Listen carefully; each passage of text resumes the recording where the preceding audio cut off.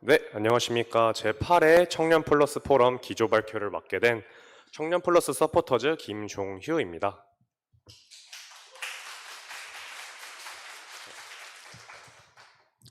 먼저 이번 포럼의 주제인 기후테크를 말씀드리기 전 솔라스텔 지어에 대해서 간략하게 말씀드리겠습니다. 지난 포럼의 주제였던 이 단어는 기후변화나 환경 파괴로 인해 익숙했던 고향이나 거주 환경이 달라지는 것을 보며 느끼는 상실감, 불안감, 우울감 등의 정신적 고통을 의미합니다. 솔레스텔지어와 같이 청년들의 이러한 환경적 무기력은 현실적 무기력감으로도 이어집니다.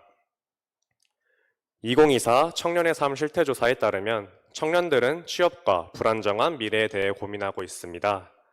또한 청년이 바라는 삶의 가장 중요한 요소는 원하는 일자리가 무려 95.9%였습니다. 그런데 현실은 정반대입니다. 청년 고용률은 15개월 연속 감소세이고 구직 활동을 하지 않는 20대 중 쉬는 인구는 역대 최다를 기록했습니다. 즉, 우리는 기후위기라는 환경적, 취업난이라는 현실적, 무기력감이라는 이중적 어려움 속에 서 있습니다. 이러한 이중적 어려움은 청년들에게 필요한 것은 단순히 버티는 것이 아닙니다. 새로운 돌파구, 미래를 바꿀 수 있는 해답이 필요합니다. 저희는 그 해답 중 하나가 바로 기후테크라고 생각합니다.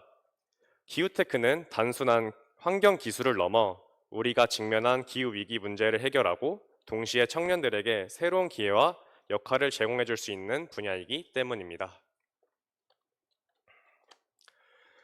그렇다면 구체적으로 기후테크란 무엇일까요? 기후테크는 말 그대로 기후와 기술을 합친 개념입니다. 즉, 단순히 환경 보호 차원을 넘어 기후위기 해결과 동시에 경제적 가치를 만들어내는 모든 혁신 기술을 뜻합니다. 기후테크는 크게 5가지로 나눌 수 있습니다.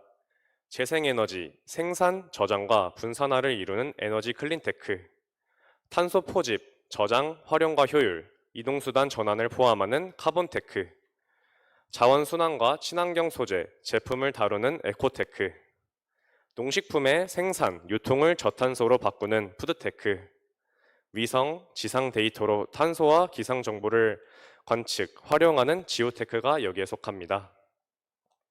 핵심은 이 분야가 환경 보호를 넘어 산업 경쟁력과 직결된다는 점입니다. 배출을 줄이는 기업이 비용을 절감하고 데이터를 잘 쓰는 기업이 리스크를 낮추며 그 과정에서 새로운 직무와 팀이 생깁니다.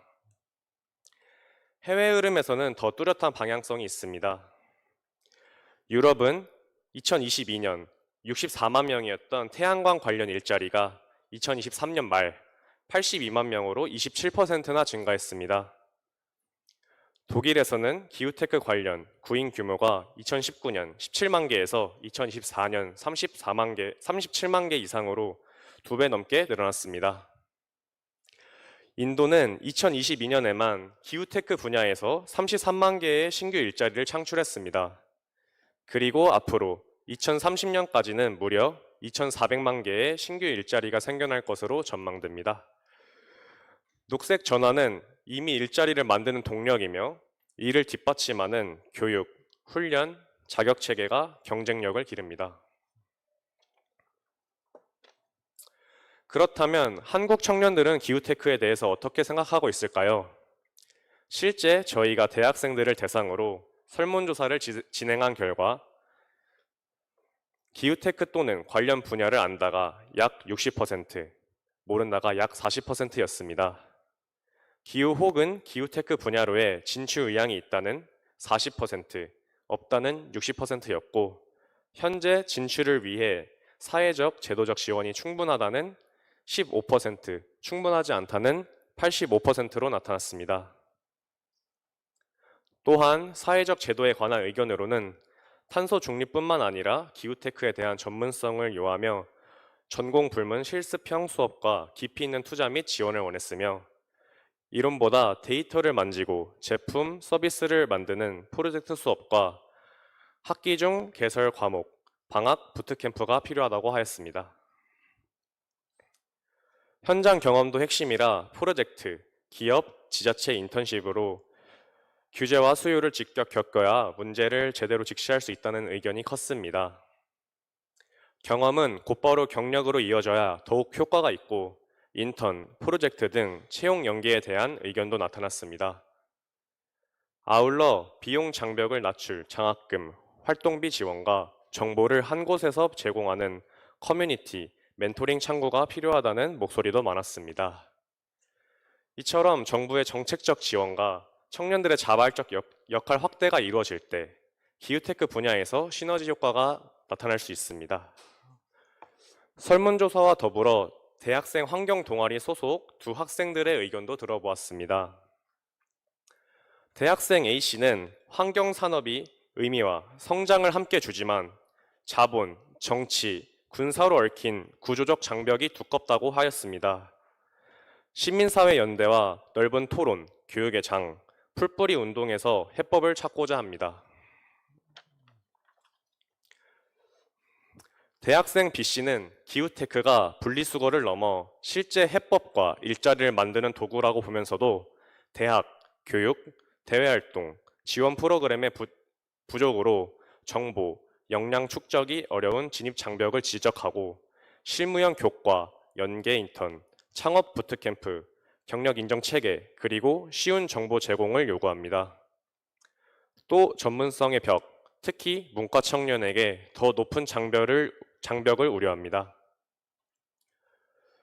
많은 청년들이 기후위기에 대한 관심은 크지만 막상 기후테크 분야에서 내가 무엇을 할 수 있을까라는 질문 앞에선 선뜻 답하기 어렵습니다. 주변에 기후테크 관련 직업을 가진 사람을 찾아보기 어렵고 관련 전공이나 교육과정도 부족하기 때문입니다. 결국 관심은 있지만 나와는 아직 먼 이야기 같다라고 느끼는 경우가 많습니다. 그렇다면 청년들은 기후테크 속에서 단순한 관찰자에 머물러야 할까요? 저희는 그렇지 않다고 생각합니다. 오히려 청년들은 기후테크의 변화의 주체가 될 수 있습니다.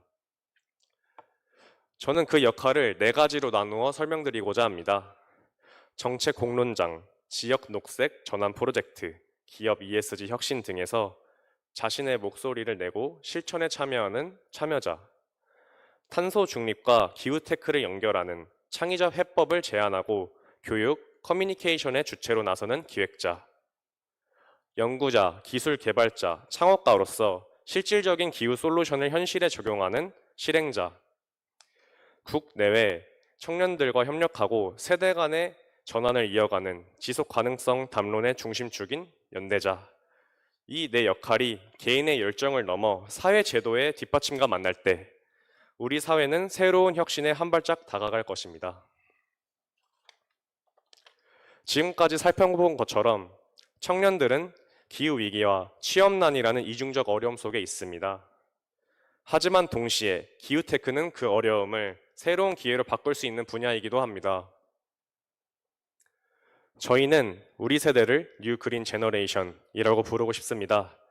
기후와 일자리 2가지 문제 앞에서 좌절하는 세대가 아니라 기후테크라는 새로운 가능성을 열어가는 세대라는 의미입니다.